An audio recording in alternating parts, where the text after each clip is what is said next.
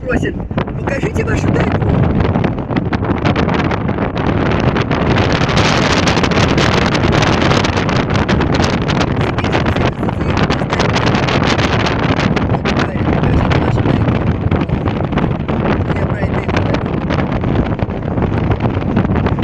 Сейчас мне хочется ее показать.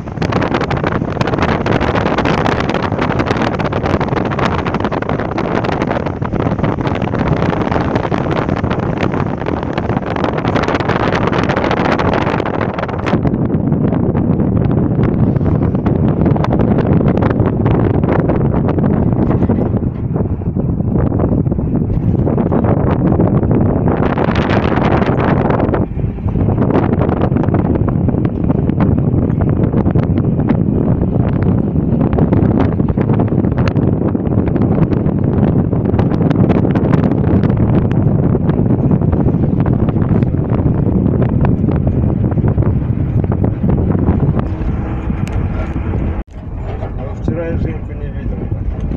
Как не видно? Ой, то есть видел. Люду не видел. А Люда, они вместе, она сказала, в церковь ездили, потом Женя с детьми ходил с Настей.